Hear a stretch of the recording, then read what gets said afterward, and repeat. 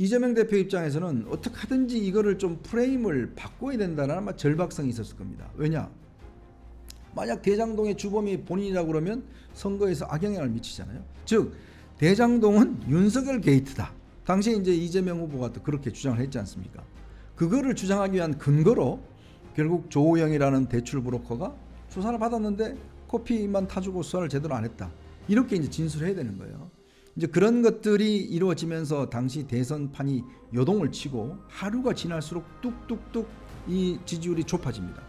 그래서 지금 이제 이 윤석열 대통령 측에서는 만약 이게 한 이틀 뒤까지 했다라면 대선 결과가 뒤바뀔 수도 있다. 이번 기회에 정말 대선 직전 이런 가짜 뉴스가 횡행해서 안 된다. 네, 시청자 여러분 반갑습니다. 문화일보의 이현종 논설위원입니다. 1991년 문화일보가 창간이 돼서 올해 11월 1일이면 32주년을 맞습니다. 문화일보가 창간되면서 그동안 저희들이 주로 활자 매체에만 많이 집중을 해왔습니다. 근데 요즘 여러분들은 이제 활자보다는 주로 영상이나 이런 거를 또 많이 익숙하신 분들이 계시겠죠. 그래서 저희가 이 32주년을 맞이해서 새로운 도전을 좀 해볼까 합니다. 제가 처음으로 오늘부터 이 유튜브를 이제 영상을 만들어서 여러분께 직접 다가가려고 합니다. 시작은 아직 미미하고 저희가 부족한 점은 많습니다. 일주일에 저희가 한 2차례 정도 여러분들에게 일단 뉴스 해설의 어떤 프로그램을 내보내드리고요. 또 다양한 여러 가지 부동산 관련된 프로그램도 여러분을 찾아가겠습니다. 물론 앞으로 더욱더 발전할 것입니다. 또 여러분의 요구에 맞게끔 저희도 많은 변화를 하겠습니다. 여러분께서 꼭 저희 구독, 좋아요, 알림을 눌러주시면 저희에게 큰 힘이 될 것 같습니다. 여러분들에게 좀 더 정확한 뉴스 또 품격 있는 해설 해드리도록 약속을 드리겠습니다. 네, 오늘 심층분석 뉴스는 지금 대선 허위보도 관련돼서 서울중앙지검이 오늘 경향신문과 뉴스버스라는 곳에 대한 이제 압수수색을 진행했습니다. 이 관련된 소식을 좀 여러분들이 자세하게 좀 전달해 드리도록 하겠습니다. 이게 이제 무슨 사건이냐 하면 여러분도 아마 기억나시겠지만 윤석열 대통령이 당시에 대검 중수부 이과장실을 했습니다. 그 대선 전에 당시 조우영 씨라는 대출 브로커가 있습니다. 화천대유의 이제 6호 주인이기도 하죠. 그 부산저축은행 관련 사건들을 수사를 하면서 조우영 씨를 수사를 할 때 당시에 중수부 이과장이었던 이 윤석열 대통령이 당시 조우영 씨 수사를 하면서 그때 이제 소환돼서 이제 참고인 조사를 받는데 네가 조우영이야? 라고 이야기하면서 커피를 타주면서 뭐 수사도 별로 하지 않고 내보내줬다. 이제 여기서부터 시작되는 거죠. 근데 당시에 조우영 씨가 박영수 전 특검을 변호사로 선임을 했습니다. 이게 이제 대선 직전에 당시에 이제 이재명 당시에 이제 후보가 대선 TV 토론에서 그때 윤석열 후보에게 이렇게 묻습니다. 그때 조우영한테 왜 커피 타줬어요? 라고 묻습니다. 그랬더니 윤석열 당시 후보가 나 그런 사람 알지도 못합니다. 라고 이야기를 했는데 이게 대선 직전에 바로 3일 전에 이 김만배 신앙님 그 이제 녹취록에서 이 사실들을 이야기합니다. 그러면서 그때 이게 그 대선 막판의 핵심적 이슈로 떠올랐습니다. 두 사람의 녹취록에서 보면 조우영이가 이 당시에 박영수 변호사를 세우면서 당시 윤석열 대통령이 커피 타주면서 봐줬다. 이런 식의 이제 보도를 하는 거예요. 그래서 이게 대선 때 막판에 3일 남았습니다. 대선 지지율이 요동을 쳤습니다. 그리고 이거를 당시에 MBC, KBS 등이 집중적으로 보도를 많이 했습니다. 그러면서 여론도 이재명 대표 당시 후보와 윤석열 후보가 굉장히 좁혀졌습니다. 결론은 0.73% 차이로 대선이 결론이 났죠. 그러다 보니 나중에 이제 이 사실이 밝혀진 게 당시에 김만배 그다음에 신앙님 녹취록에서 보면 거기에 보면 조우영이가 윤 대통령을 만나지 않았다는 내용이 나옵니다. 근데 그거를 짜집기를 해서 당시 뉴스타파라는 매체가 보도를 했다는 사실이 이제 들통났지 않습니까? 그래서 뉴스타파에 대한 이제 이 수사가 들어갔고 그 다음에 문제는 그 전에 JTBC에서 2차례에 걸쳐서 봉지욱이라는 기자가 이 보도를 합니다. 근데 관련된 여러 가지 그 당시의 진술서, 남욱의 진술서, 뭐 등 조우영의 진술 등등을 가지고 이제 수사 기록을 전부 다 입수를 했어요. 그걸 가지고 이제 이 보도를 하는데 당시에 이제 남욱이 그렇게 이야기를 합니다. 당시에 윤 검사가 조우영 보고 뭐 커피 타줬다는 이야기 들었다. 이런 이야기를 당시 진술서에 있는 내용들을 또 이야기하기도 합니다. 또 그때 이 보도와 맞물려서 경향신문도 비슷한 보도를 하게 됩니다. 이미 그래서 뉴스타파와 그다음에 이 봉지욱 기자가 몸담았던 JTBC, 그다음에 여기에 대한 압수수색은 이미 진행이 됐고 수사가 진행 중입니다. 그리고 JTBC는 당시에 봉지욱 기자가 조영이가 윤 대통령을 만나지 않았다는 사실을 들었음에도 불구하고 그거는 아예 빼놓고 그 만났다는 그 내용만 가지고 보도했다고 해서 공개적으로 국민들에게 사과문을 발표하기도 했습니다. 그래서 이제 이 사건에 대한 수사가 지금 현재 중앙지검 반부패 일부 여론조사 특별수사팀에서 수사를 벌이고 있는 상황이었습니다. 자, 그런 상황에서 오늘 오전에 경향신문과 인터넷 매체 뉴스버스 전현직 기자 자택을 압수했는데요. 경향신문은 기자가 2명입니다. 자, 그리고 뉴스버스에 관련된 이 기자 1명에 대한 지금 압수수색을 진행 중인데, 왜 이런 압수수색이 지금 진행 중이냐 하면 당시에 이제 이런 그 윤석열 후보가 이 커피를 타줬다, 당시 검사가 커피를 타줬다, 이런 사실들에 대한 검찰 수사 기록이 있습니다. 그리고 그런 사실에 대한 제보가 있습니다. 이거를 야당 지금 현재 친명계의 핵심인 김병욱 의원이라고 있습니다. 김병욱 의원은 저 성남 분당이 지역구입니다.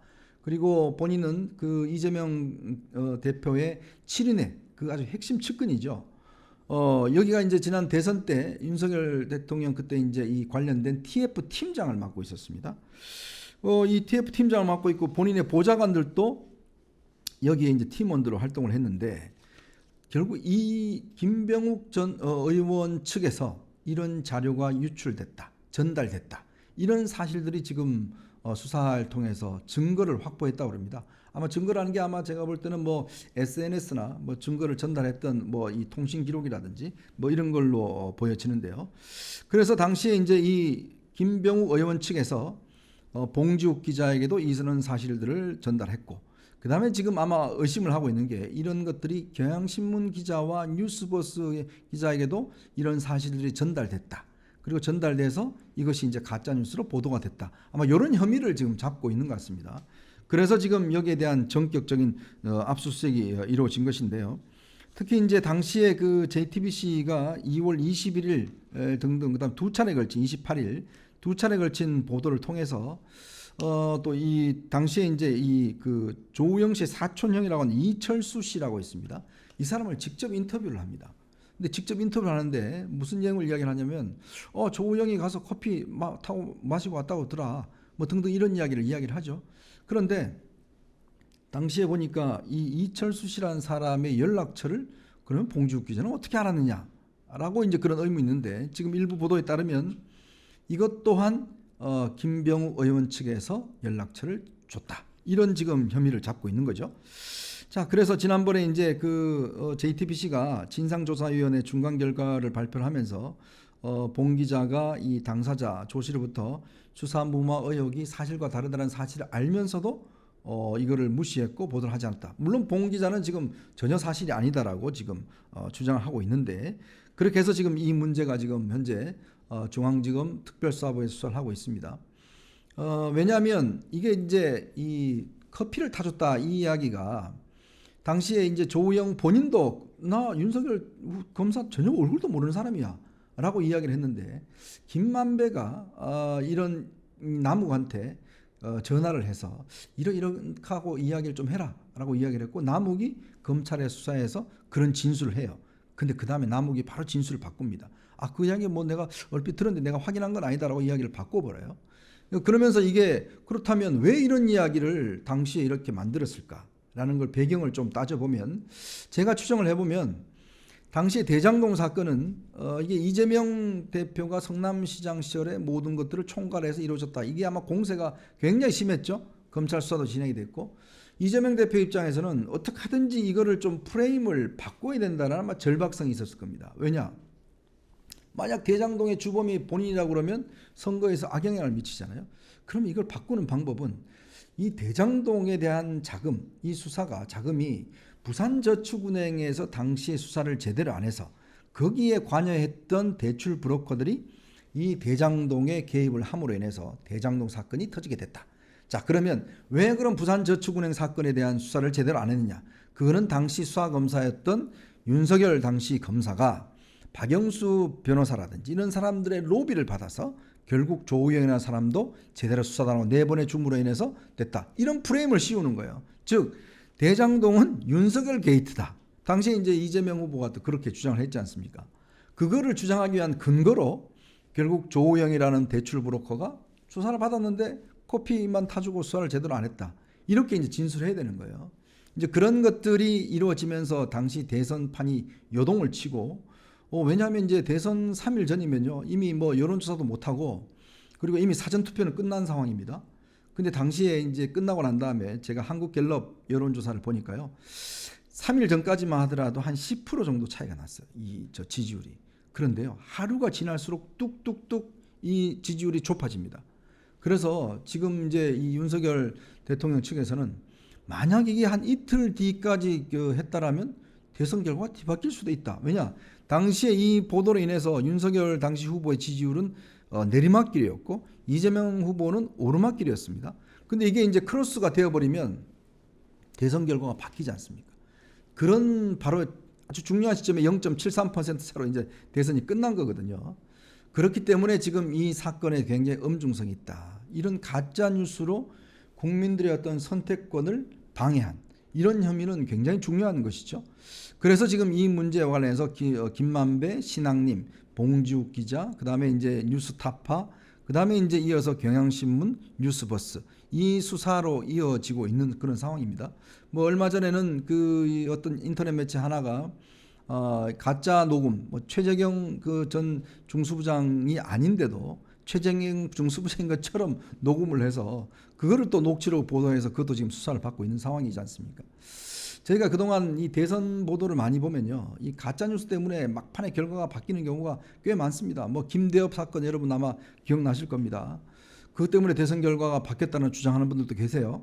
그러면서 이번 기회에 정말 대선 직전 이런 가짜 뉴스가 횡행해서 안 되겠다. 그런 차원에서 지금 아마 이 수사가 진행 중인 것 같고 검찰이 현재 저희가 이 취재를 해보니까요. 꽤 많은 그 여러 가지 그 SNS 기록이나 서로 소통했던 기록들 이런 것들이 많이 발견된다는 것 같습니다. 특히 또 김병욱 의원의 어떤 지금 총지휘 가능성 이것도 지금 아마 검찰이 염두에 두고 있는 것 같습니다. 어쨌건 이제 내년에 또 총선이 있지 않습니까? 그리고 또 뭐 곧 대선이 있고 선거가 이런 가짜 뉴스에 어떤 휘둘려서는 안 되겠다. 이런 차원에서 이번 수사가 좀 명명백백하게 이루어져야 되겠다. 이런 생각이 듭니다.